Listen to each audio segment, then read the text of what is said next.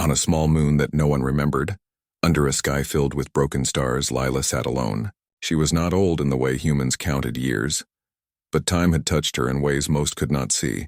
Her eyes held the quiet of deep space, and her hands moved with the care of someone who had learned that even the smallest mistake could echo across light years. She wore a simple gray coat patched in places, and her dark hair was tied back with a strip of old fabric. Beside her, curled like a cat made of smoke and ember, was her dragon. His name was Ember. Though he did not answer to it like a dog might, he understood, and that was enough. He was no larger than a wolf, with scales the color of cooled ash and eyes that glowed faintly in the dark. He did not roar or breathe fire for show. His fire was precise, quiet, and only used when needed. They had been together for longer than either could clearly remember. Some said she had found him as a hatchling in the ruins of Mars' orbit. Others whispered that he had chosen her, not the other way around. Lila never corrected either story. The moon they lived on had no name on any official chart. It circled a red dwarf star that flickered like a dying candle. Once long ago, this place had been a listening post for the United Earth Alliance. Now it was forgotten. Rusted towers leaned like tired giants, and the wind carried dust that had not moved in centuries. But deep beneath the surface, in a chamber sealed by time and code, something still worked. A beacon. Small, silent, and waiting. Lila had not come here by accident. She had been a linguist once, back when Earth still spoke to the stars. She came from a town in Vermont where maple trees turned red in the fall, and neighbors left pies on each other's porches. She had studied ancient languages, dead scripts, and the patterns of thought hidden in grammar. When the first alien signals arrived, she was one of the few who could hear the meaning behind the noise. But then came the great silence. One day, all human ships vanished from the outer colonies. All broadcasts stopped. Earth did not fall, it simply stepped back. No one knew why. Some said it was fear. Others said it was strategy. Lila believed it was both, and she believed it was also mercy. For years she drifted. She took odd jobs on fringe worlds, translating for traders, repairing old comms units, always listening. Then during a solar storm near the Orion Veil, something changed in her. Her skin grew paler, her senses sharper. She no longer aged. The doctors called it mutation. The mystics called it blessing. Lila called it responsibility. She knew then that she was no longer just human. She was something else, a bridge, a memory, a watcher. And so she came to this moon, not because it was safe, but because it was quiet.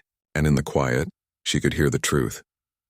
One evening, as Ember dozed near the entrance to the old bunker, Lila noticed a flicker on her scanner. It was faint, almost lost in cosmic static. But she knew the pattern. It was not natural. It was a fleet signature, large, organized, hostile. She sat up straight.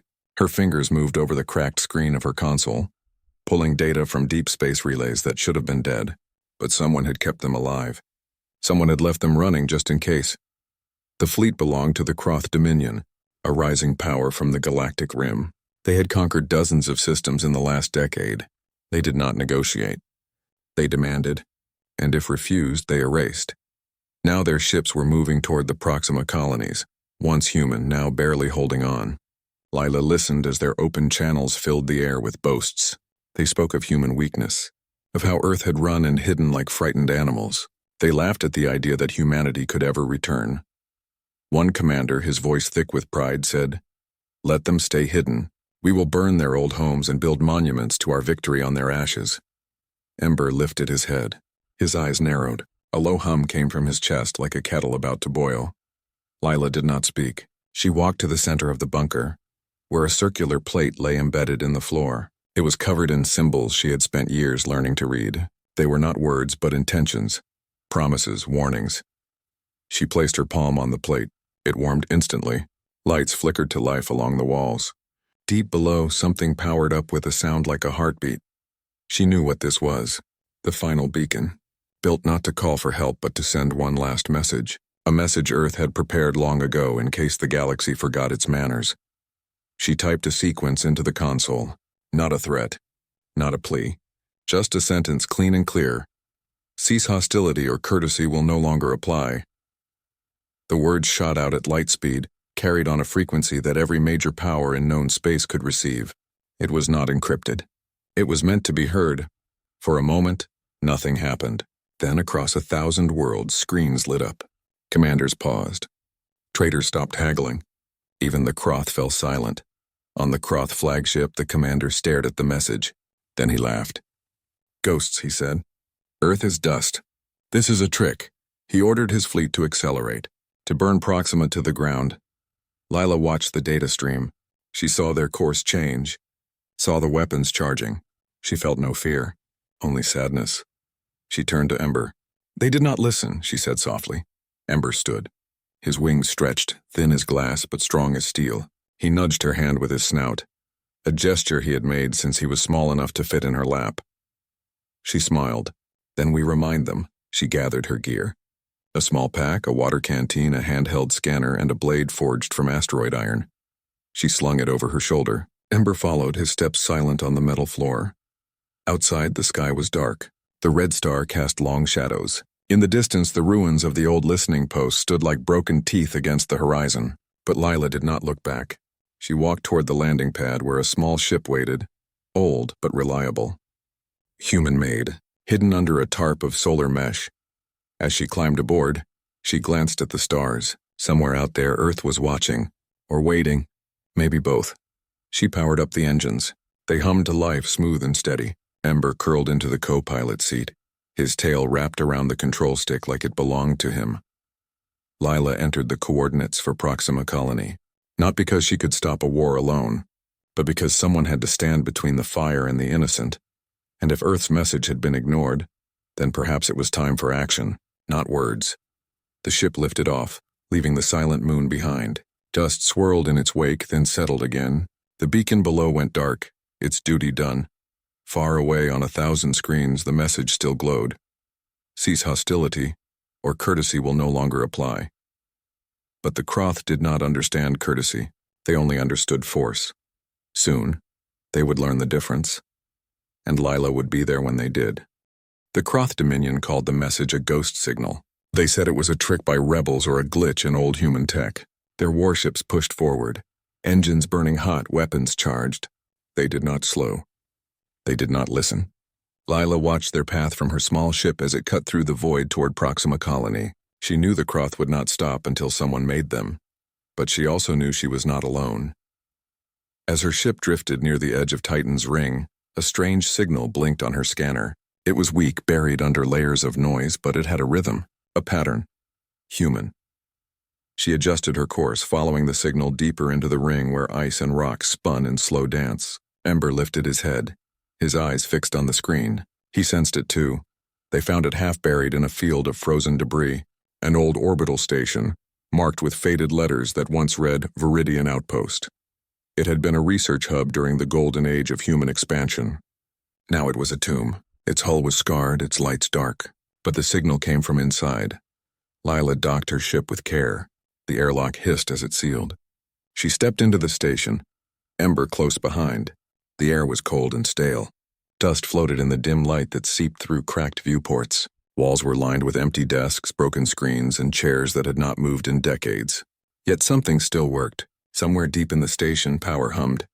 She followed the sound, down a corridor lined with faded posters about safety drills and team lunches, past a room where plants once grew under artificial suns. Now only dry soil remained. At the end of the hall, a door stood closed. It bore a symbol she recognized, the seal of the United Earth Fleet. Her fingers moved over the keypad. She entered a code she had not used in years. The door slid open with a groan. Inside was a command center. Screens lined the walls, most dark. But one glowed softly in the center. It showed a looping message. Not words. Just data, coordinates, timestamps, encrypted commands. Lila sat at the console. Her hands moved quickly, pulling up logs, cross-referencing signals, tracing paths through old star charts. As she worked, Ember paced the room, his claws clicking softly on the metal floor. He stopped at a vent near the ceiling and sniffed. Then he growled low in his throat. Lila looked up. He was staring at a panel on the far wall. She walked over and pried it open. Behind it was a storage drive sealed in a case marked with a name. Maeve Rosen. The name sent a chill through her. Captain Maeve Rosen had been the last known commander of the Earth Fleet before the Great Silence. She had led the final evacuation of the outer colonies. Then she disappeared. Some said she died. Others said she took Earth's secrets and vanished into the dark. Lila inserted the drive into the console. Files opened, logs, voice recordings, battle plans. She played the first recording. A woman's voice, calm but tired, filled the room. "This is Captain Maeve Rosen. Log entry 793. We have secured the final colonies. All civilians are safe. Earth has initiated phase veil. We are going dark, not because we are afraid, but because the galaxy is not ready for what we have become." Lila listened as Maeve explained. Earth had not fallen. It had chosen silence. For decades, humanity had studied, built, and waited. They perfected stealth fields that bent light and gravity. They created weapons that did not kill but disabled. They trained not for conquest but for defense. And they made a promise to themselves. They would not strike first, but if pushed too far, they would respond with overwhelming force. "We are not gone," Maeve said in the recording. "We are watching. And if the innocent are harmed in our name, we will return, not as saviors, but as judges." The final file was a map, not of stars but of hidden fleets, cloaked ships scattered across the galaxy, waiting for one signal. The beacon Lila had activated. She understood now. The message was not a bluff. It was a trigger. Outside, the Croth fleet moved closer to Proxima. Lila checked the time. They would arrive in less than a day. She had to act fast. She copied all the data onto a small chip and tucked it into her coat. Then she turned to leave, but Ember stood in front of the door, his tail flicking. He looked at her, then at a panel on the wall she had not noticed. It was slightly ajar. She pried it open. Behind it was a weapons locker, old but intact. Inside were plasma rifles, field kits, and a small device shaped like a disc. She recognized it, a pulse emitter. Human design, capable of shorting out alien tech without harming living things. She took it. As they returned to the ship, Lila thought about Maeve Rosen. Where was she now? Was she still out there? Watching. Waiting. Ready. Back in the cockpit, she plotted a new course. Not straight to Proxima, but to a relay station near the colony's edge. If the Croth were going to attack, they would use that station to coordinate. If she could disrupt it, she might buy time. Ember curled into his seat. His eyes glowed faintly as the ship powered up. Lila engaged the engines. They shot forward, leaving the dead station behind. Hours passed in silence. The ship hummed. Lila watched the stars. She thought about the people on Proxima. Farmers, teachers, children who had never seen Earth but still called it home. They did not deserve this. Then, on the scanner, she saw it. The Croth fleet. Hundreds of ships, dark and jagged, moving like a swarm of angry insects. At their center was the Dominion's flagship, the Iron Maw. It was massive, bristling with weapons, and it was heading straight for the colony's main settlement. Lila's hands tightened on the controls. She could not fight them. Not alone. But maybe she did not have to. She remembered something from the logs. The Croth relied on tight communication. Their ships shared data constantly. If one link broke, the whole chain could falter. That was her chance. She steered toward the relay station. It was small, shaped like a spinning wheel. Lights blinked along its rim. As she got closer, she saw Croth soldiers patrolling the outer hull. They wore heavy armor and carried pulse cannons. She landed the ship in a shadowed bay far from the main entrance. Ember followed her out, staying low. They moved through maintenance tunnels, silent and quick. The station was warm, filled with the sound of machines and distant voices. They reached the core room, a large chamber filled with servers and glowing cables. At the center was the main transmitter. Lila pulled out the pulse emitter. She set the charge. 10 seconds. They ran. As they reached the ship, the station shook. Lights flickered. Alarms blared. The transmitter was down. The Croth fleet would be blind for a few minutes, maybe more. But it was enough. From her ship, Lila watched as confusion spread through the Croth ranks. Ships drifted. Orders clashed. The Iron Maw slowed. Then something strange happened. In the distance, near the edge of the system, the stars seemed to shimmer, not like a ship jumping in, but like the space itself was breathing. Lila's scanner lit up, not with enemy signals, but with human ones, thousands of them, cloaked, silent, waiting. Earth's fleet was here. She did not see them, but she felt them, like a storm gathering just beyond sight. Ember made a soft sound, almost like a purr. He knew too. Lila opened a channel, not to the Croth, but to the hidden fleet. She sent one word, the same word Maeve Rosen had used in her final log. Ready? Somewhere out there, a woman with tired eyes and steady hands heard it. and smiled. The Croth still did not understand. They thought they were fighting ghosts. But ghosts do not bleed. Ghosts do not plan. Ghosts do not return with justice in their hands. Humanity was not a ghost. It was a promise. And promises, once broken, must be answered.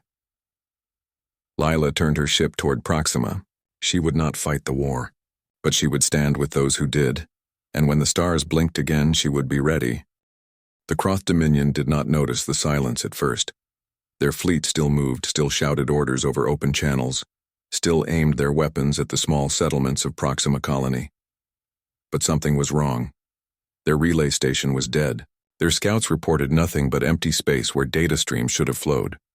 Confusion spread like a slow fever through their ranks.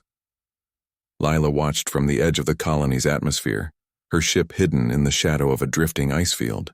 Ember lay beside her, his eyes fixed on the distant swarm of enemy vessels. He could feel the shift in the air, the tension in the void. Even dragons knew when war was about to change shape. On the surface below, people ran. Smoke rose from burning homes. The Croth had already begun their assault, not with full force but with cruelty. They fired on farms.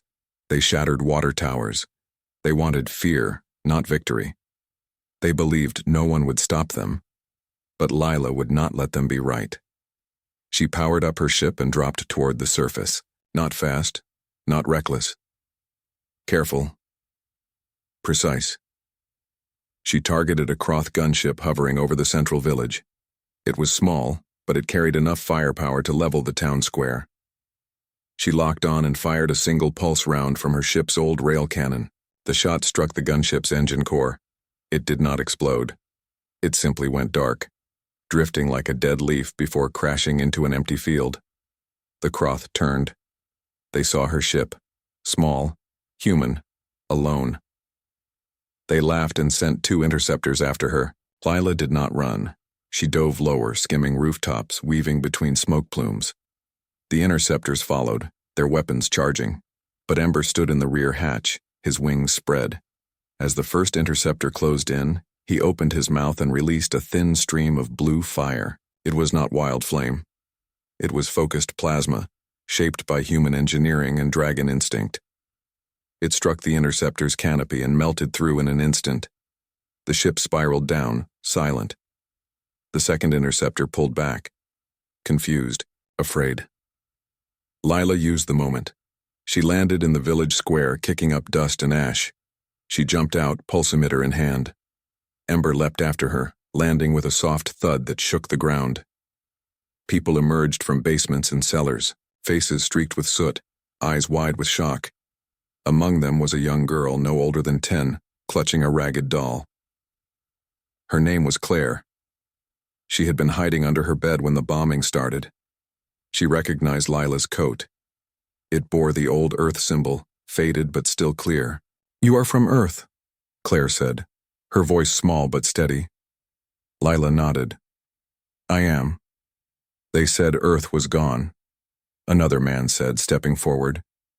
His arm was bandaged, his face bruised. "Earth does not shout," Lila replied. "But it listens." She turned to Ember. "Watch the sky." He spread his wings and let out a low hum. The sound carried.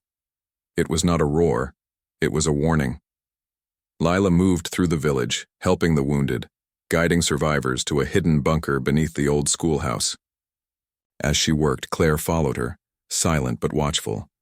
The girl had heard stories from her grandmother, stories of Earth ships that healed instead of harmed, of soldiers who carried medkits before guns, of a time when the stars felt safe. "Is it true," Claire asked, "that Earth never kills unless it has to?" Lila paused. She looked at the girl's eyes, clear and bright despite the smoke. "It is true," she said. "Earth believes life is precious, even the lives of enemies. But some choices leave no room for mercy." She thought of the Croth commander laughing as he ordered the burning of homes. That was not war, that was cruelty, and cruelty, once unchecked, becomes a cancer. As night fell, Lila climbed to the roof of the schoolhouse. She scanned the sky. The Croth fleet still hovered, but they were nervous now. Their movements were slower. Their signals scrambled. They knew something was wrong. Then Claire came up beside her, holding a small device. It was a child's toy, shaped like a star, but it blinked with a strange rhythm. "I found this in the attic," she said. "It started glowing when the ships came." Lila took it. Her breath caught. It was a homing beacon. Old, human, active.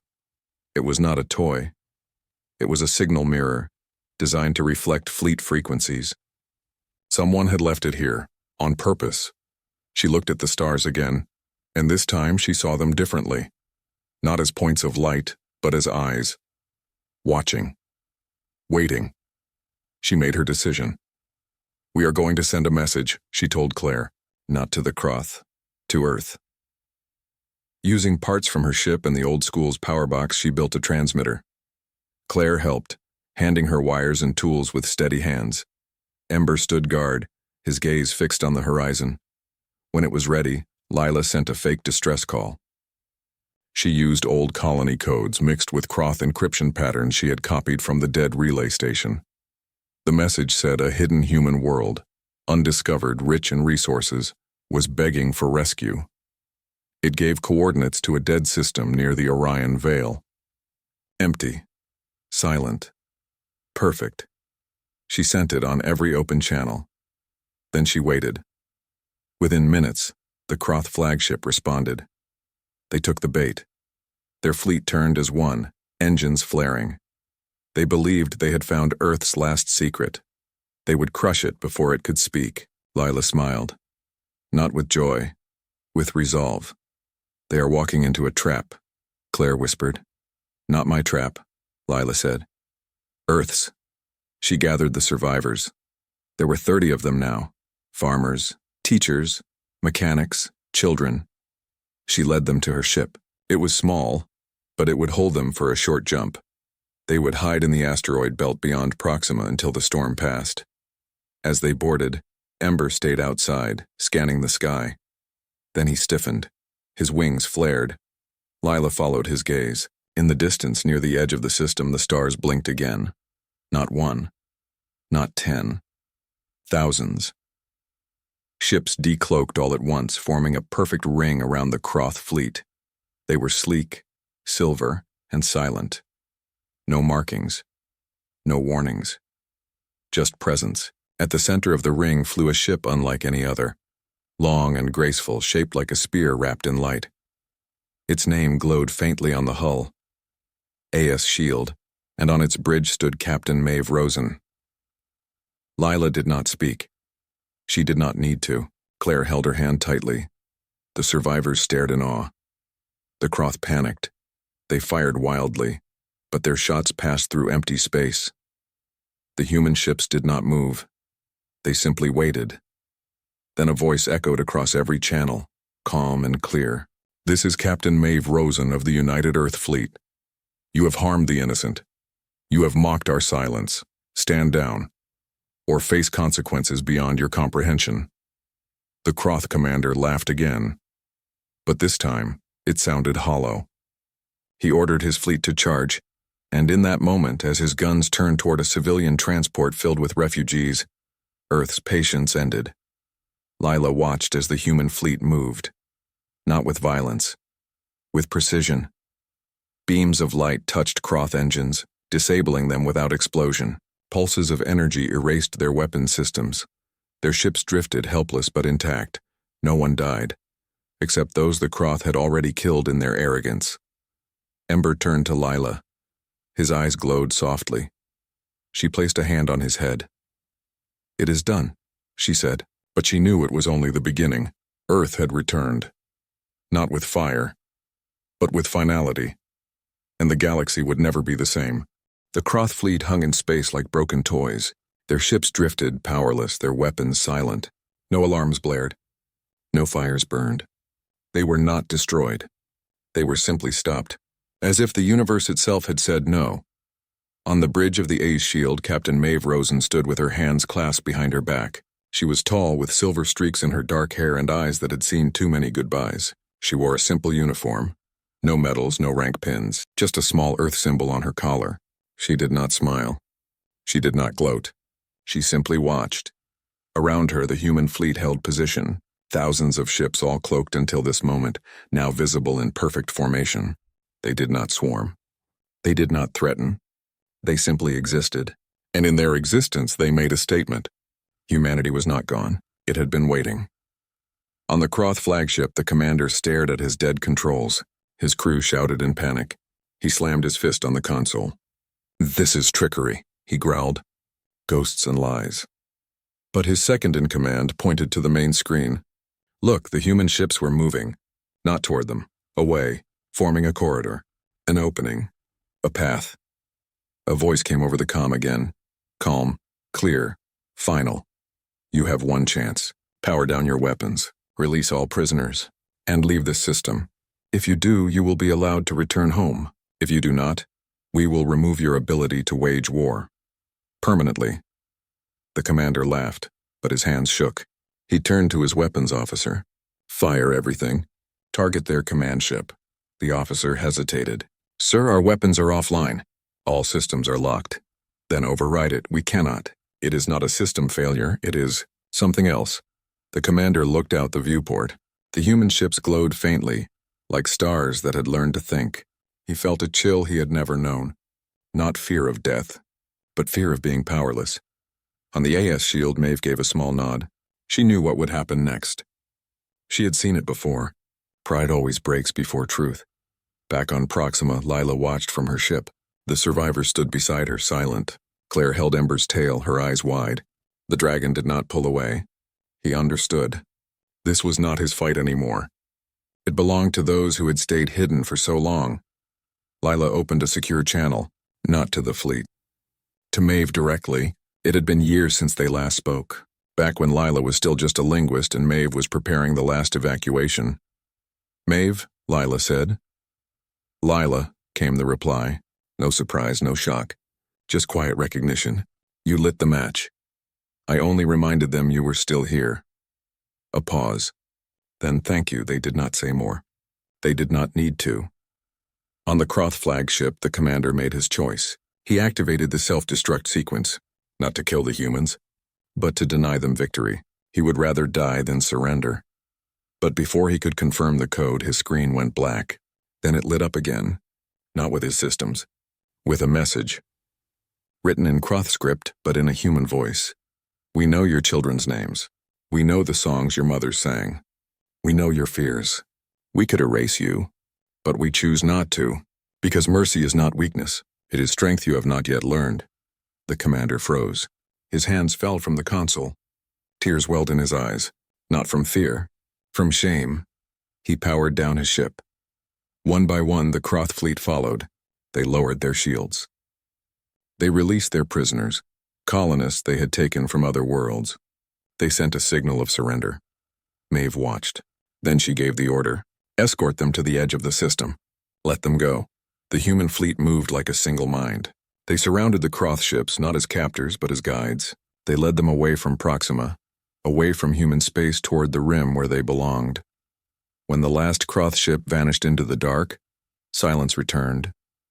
But it was a different silence now, not the silence of hiding, but the silence of peace earned. Maeve turned to her crew. "Begin recovery operations. Heal the wounded, rebuild what was broken, and send word to all colonies. Earth is open again." On Proxima, Lila landed her ship near the village square. The survivors stepped out, blinking in the sunlight. People ran to them, crying, laughing, holding each other. Claire ran to her grandmother, who had been waiting in the bunker. Ember stretched his wings and let out a soft hum. The sound carried through the village. It was not a roar. It was a song of return. Lila walked toward the center of town. Maeve's shuttle landed nearby, smooth and quiet. The ramp lowered. Maeve stepped out alone. They met in the middle of the square. No words, just a long look. Two women who had carried the weight of Earth's silence for too long. "You changed," Maeve said finally. "So did you," Lila replied. They sat on a broken bench, watching as people began to rebuild. Children swept glass from the streets. Farmers checked their fields. Teachers set up temporary classrooms under tarps. Ember curled around their feet, his eyes half closed. "Why now?" Lila asked. "Why show yourselves? Because hiding too long becomes the same as leaving," Maeve said. We protected the innocent by staying silent. But silence also lets cruelty grow. We waited until the line was crossed. And when it was, we had to act. Lila nodded. She understood. Earth had not returned for glory. It had returned for justice.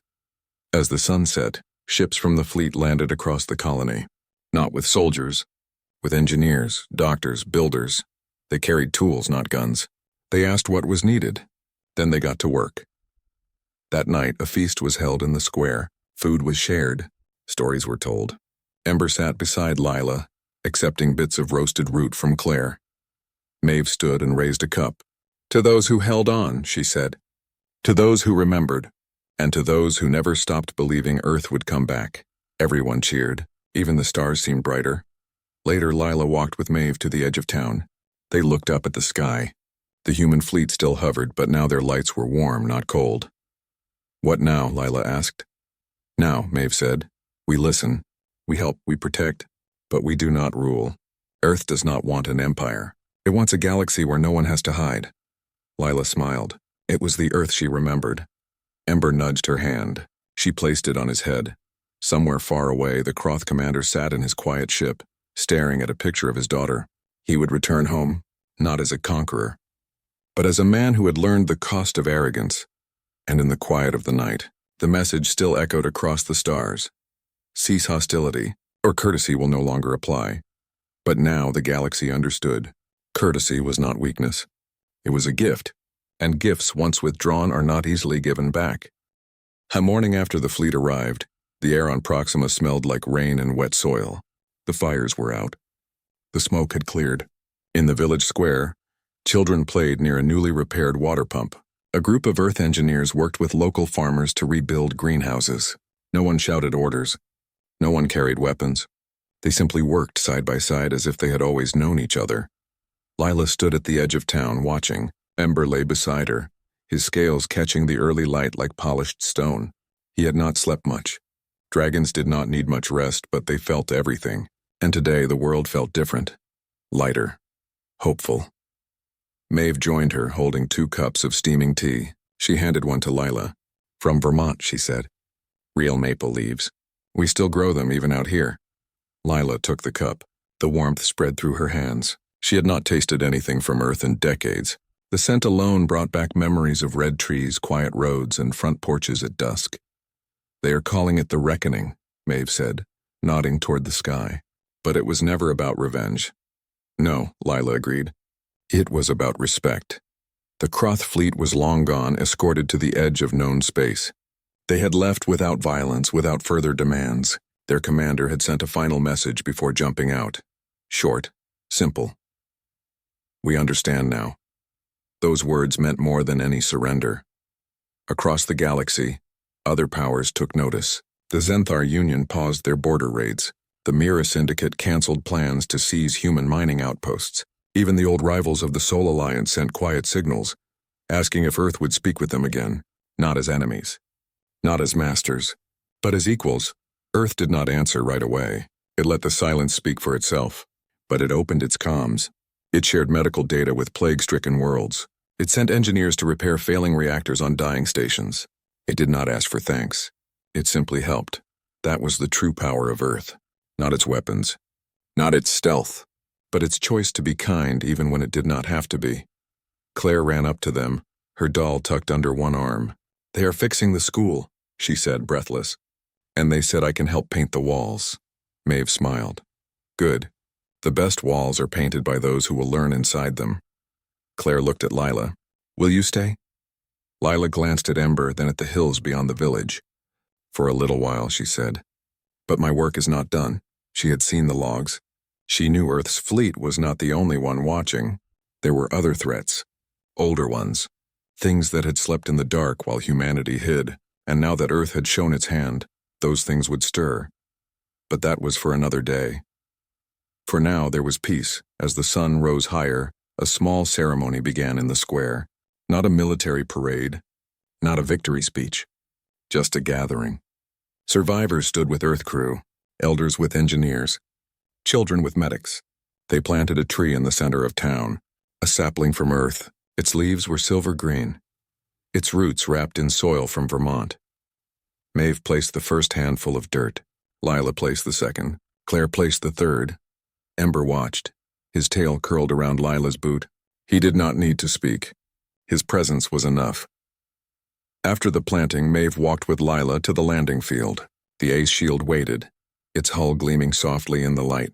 Its engines hummed a quiet song. "You do not have to go back," Maeve said. "You have done more than enough." Lila shook her head. "I am not going back. I am going forward. There are other moons, other beacons, other people who need to know Earth is watching."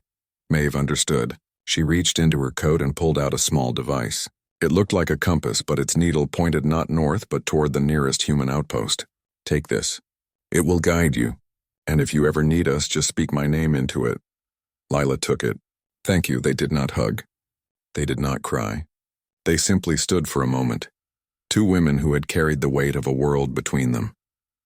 Then Lila turned and walked to her ship. Ember followed, his steps light.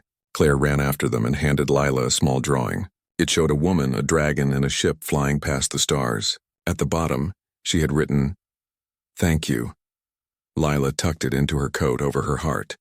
The ship lifted off slowly, rising above the village, above the new tree, above the clouds. Below, people waved, not as subjects to a hero, but as friends to someone who had stood with them when the dark came.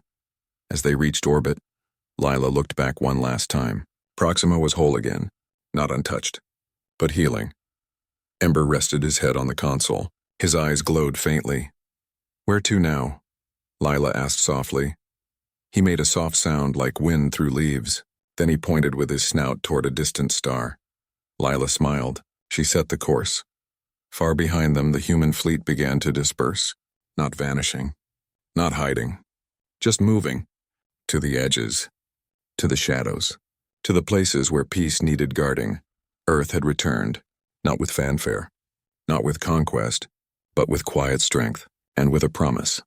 The galaxy had learned the truth. Humanity did not seek war, but it would not be bullied. And when pushed too far, its final message was not a threat. It was a promise kept. In the weeks that followed, stories spread, of a woman with ageless eyes and a dragon made of ash and fire, of ships that appeared when hope was lost, of a message that changed everything. Some called it myth, others called it truth. But those who had lived through the reckoning knew it was both. And as Lila's ship sailed into the deep, toward unknown stars and silent moons, the stars themselves seemed to whisper. Courtesy had been withdrawn once. It would not be forgotten again.